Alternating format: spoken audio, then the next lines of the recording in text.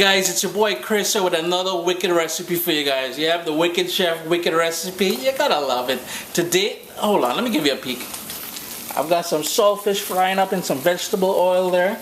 Some onion, garlic, scotch bonnet pepper, Mr. Tomato in the back. Hey, and look, okra all dried and cut up and looking nice. Ready to go in there. You know, it's all a big fat going on inside that pot there. Chris here, CaribbeanPot.com, the Wicked Chef with another wicked recipe. Today we're doing fried okra with salted fish. A tasty, wicked kind of country, home style kind of dish. If it's your first time you're watching me on YouTube, above click subscribe, below is where you're going to leave me your questions, comments, concerns, anything you want to chat about. And do remember to give the video the thumbs up. So here we go. A very tasty and traditional Caribbean dish. Fried okra with saltfish. Let's see if we can quickly run through the ingredients we'll be using today. I've got here one medium-sized tomato. We'll need some vegetable oil. Typically when you're frying okra in the method that I'm doing here, it takes anywhere from 6 to 8 tablespoons of that vegetable oil. I will try to cut that back in half or so by using a non-stick frying pan. I mean, I say it's not something I typically use. However, in the essence of trying to cut back on that oil, I will use a non-stick frying pan. Caribbean Sunshine, a small scotch bonnet pepper, just to give it some kick. A medium-sized onion. 3 cloves of garlic. We're going to need some fresh ground black pepper, about 1/4 to 1/2 teaspoon, depending on your own taste. And what I have here, one of the stars of this show, of this recipe, salted cod. I've here 1 cup of that salted codfish that's nice and flakes and everything else. If you don't know how to prepare salted cod or dry salted fish to use in recipes, go on youtube.com and search how to prepare salted cod. I have a beautiful video up there showing you how to do that. Basically all you would do is you would soak the salted cod, so it won't be in flakes like this, it won't be shredded like that. It would be like a fillet of fish, basically, salted, very salted, dry.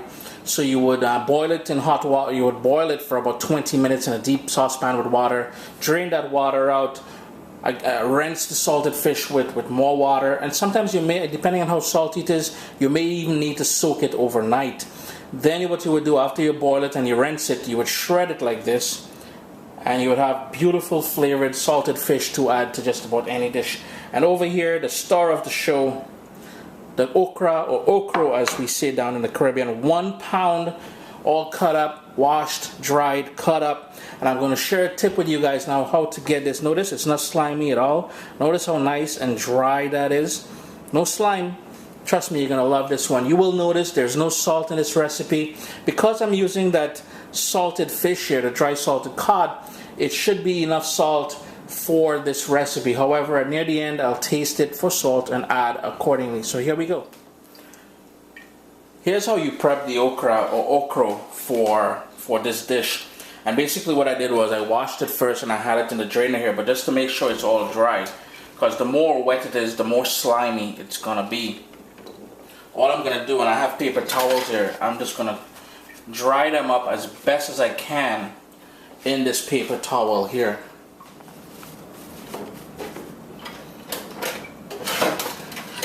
Now that it's relatively dry, we need to trim the okra for cooking. And pretty much all it means doing is cutting off the stems as well as a little bit of the bottom here. This is just the way I learned how to do it.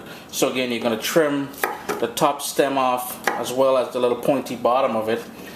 And all you're doing then is cutting it about 1/4 of an inch thick. Now here's the thing, you guys can cut it thinner if you want, you can cut it thicker. I like it 1/4 of an inch thick, so I'm just going to continue doing that. So again, all we're doing, cutting that stem off, cutting the little pointy ends off. Just going to discard that. 1/4 inch.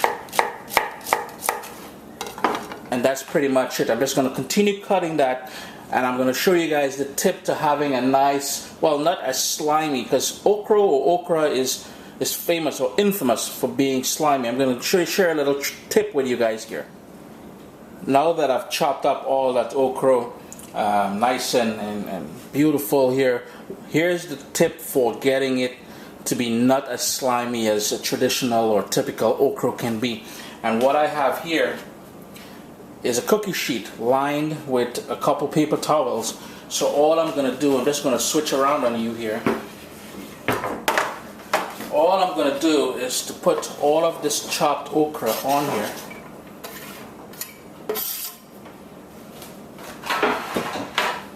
And what you want to do is spread it out evenly.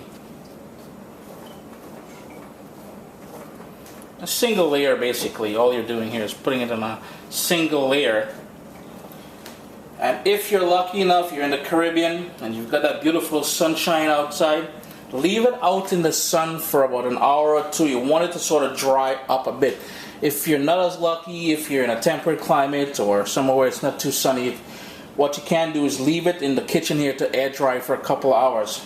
It's been a nice hot summer here, so I'm going to take it outside, leave it out there for about an hour or so, and then we're going to get to actually cooking this. What the sun and the air drying will do, it will cut back on all that sort of sliminess that okra is famous for. I've had this sliced okra outside in the sun now for about an hour.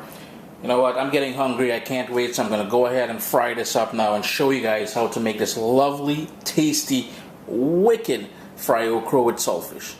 I've got my pan here on a medium-high heat. I'm just going to dose him with that oil. And remember what I said, frying okra like this does require a fair amount of oil, but I just cut back half of the amount of oil there by using this non-stick frying pan, saute pan. Just going to move that around a little bit.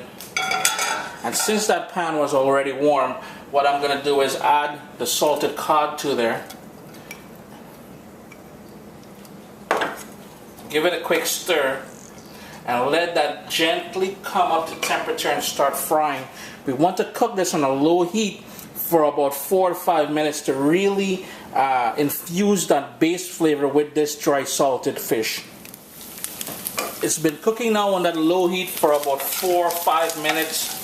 The edges are starting to go golden and crispy. It's exactly what I want that saltfish to do, is to go a little bit crispy. So now that I have it at that point, the perfect point right here now, what we're going to do is start building even more flavors by adding the stuff we chopped up. The onion, the Scotch bonnet pepper, and the garlic is all going in there now. Let's scrape all that down. And then I'm going to give that a quick stir. And again, my stove is on a medium-low heat. Because here we go, we're softening up this onion and we're going to release that flavor from the garlic and the Scotch bonnet pepper.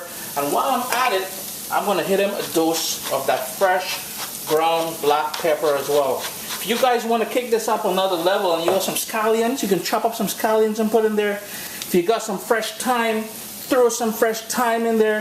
If you're down in the southern part of the Caribbean and you've got those pimento peppers, hey, couple of those seasoning peppers in there would be nice. All I'm going to do now is let that sweat down, let that cook down for about 2 minutes, and then we're going to start adding the cut up okra. The kitchen smells absolutely delicious. The onion, the garlic, the Scotch bonnet pepper, the black pepper, everything is nice in here now. So what I'm going to do, I'm going to turn my heat up to medium now, and in goes all that cut up beautiful okra that we did earlier. It's all going in there. We don't need a lid for this because we don't want this to steam and to create its own liquid. That's when it's going to go slimy and take forever to cook. So all we're doing now is stirring this, and we're going to keep stirring it as it cooks every couple minutes, every 3-4 minutes or so. Medium heat, well, medium, low, and let it do its thing.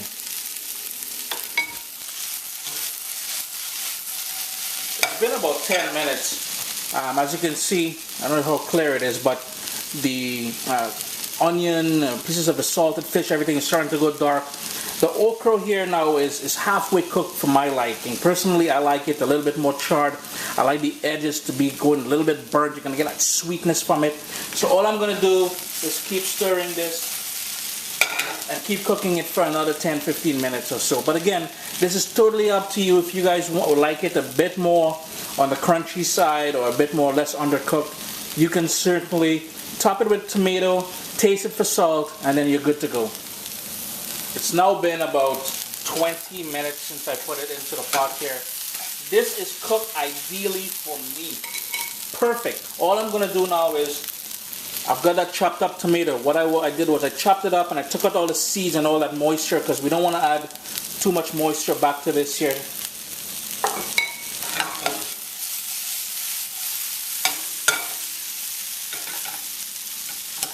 Give that a quick stir.